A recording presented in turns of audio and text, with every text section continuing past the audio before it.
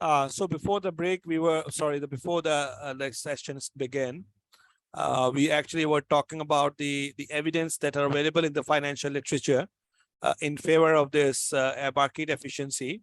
And the study that actually has been is being discussed here is the study in which, like, the the the results of the investment return were compared between different mutual fund industries and between the investment companies, and they found out, like, they were not able to beat the market. They were not able to kind of, like, gain extra profit. So the study is a bit difficult because that actually used a randomized kind of experiment, like, the dartboard kind of an example, where, like, it is as random for everybody as anybody else. Like, say, for example, randomly you select something and you get the profits, but it's not something your ability to judge, like, which kind of asset you should choose. So it's all random in the market. Nothing is basically clear. And so everybody has got the same level of uncertainty in the market and same level of information in the market. So what this study concluded, consistent with the EMH, mutual funds are also not found to beat the market. The conclusion from the study of investment advisors and mutual fund performance is that having performed well in the past does not indicate that an investment advisor or mutual fund perform well in the future, like, because they don't have got extra information available as if the markets are efficient. All right. So do stock market prices reflect public available information? The EMH predicts that the stock prices will reflect all publicly available information. Any announcement, any announcement, any news about the company, any kind of happenings in the company will not change the price of that stock. Why not? Because anything that is being announced or anything that is being told is already been, like, has already come into the market and everybody knows about this. Since everybody knows about everything that is actually is going to come in the market from that particular company, so any new announcement does not have got any impact on the prices. Early empirical evidence confirms this. All right. So there are like, generally, like, uh, the markets are unpredictable when or predictable and unpredictable in the sense, like, if you can make extra profit, it means that the markets are predictable for you. But if they are unpredictable for everyone, there is a random walk in the market, like there's a random kind of behavior of the market. So no one will be able to actually judge how market is going to go, which direction the market is going to go. So if anybody is not able to judge about the direction of the market, no one can get extra profits or nobody can have got extra losses. Everybody will be the same in the market and everybody will be having the same kind of profits or losses in the market. The movements of the variable cannot be predicted because, like, in the stock market, you can't predict that what basically will be the future returns of that particular stock because you don't have got any extra information available. So stock prices should follow a random walk. That is, future changes in the stock prices should, for all practical purposes, be unpredictable. All right. So what are the unfavorable evidence? There are a lot of instances where you can guess what actually will happen in the future. Like if we have got Azam with us, and he could tell us about the penny shares.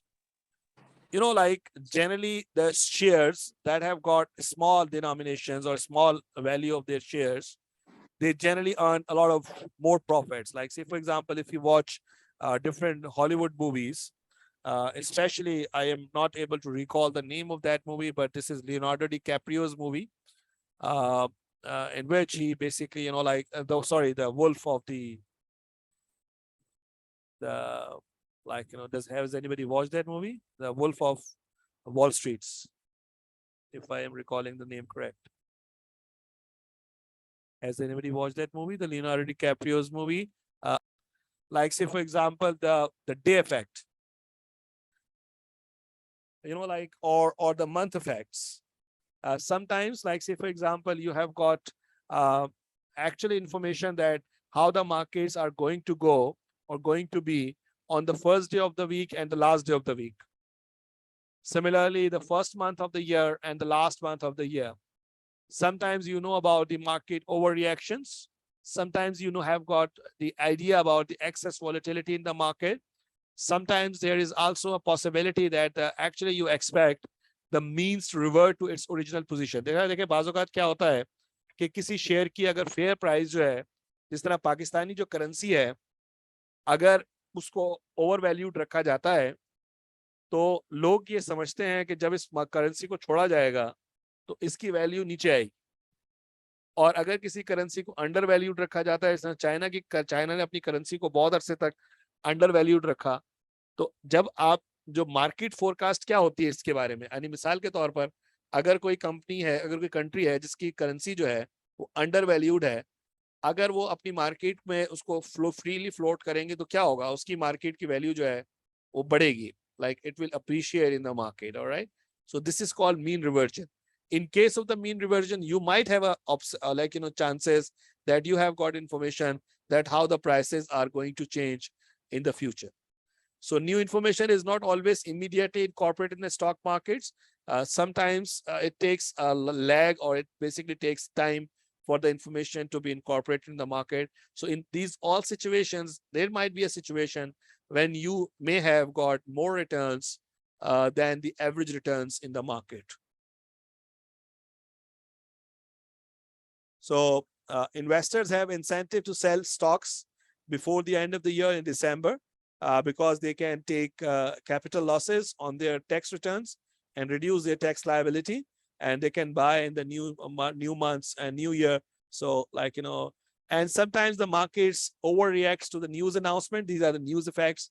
When any news actually come in the market or anything is happening, like say for example, when this outbreak of COVID-19 happened all over the world, it could be predictable that how the stock markets are going to behave in the future. So it was something you could possibly guess that what actually will be the situation in the future or upcoming time in the stock markets. Okay.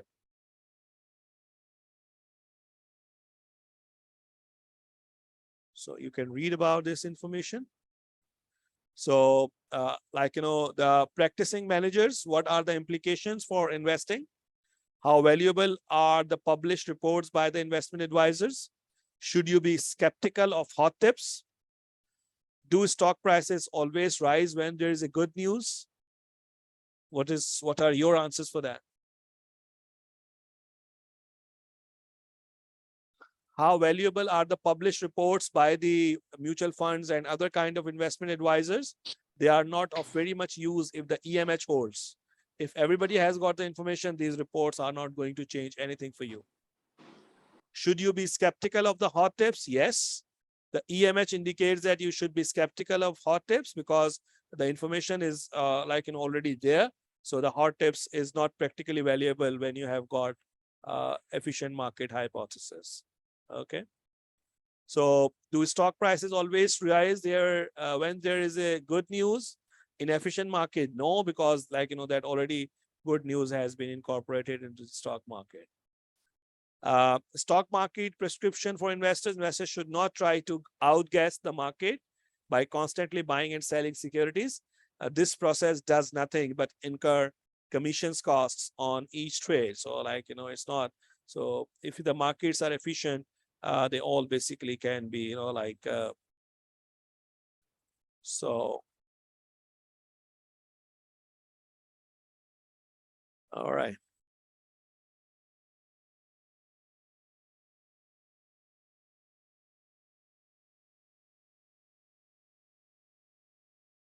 Any questions you have got in your mind?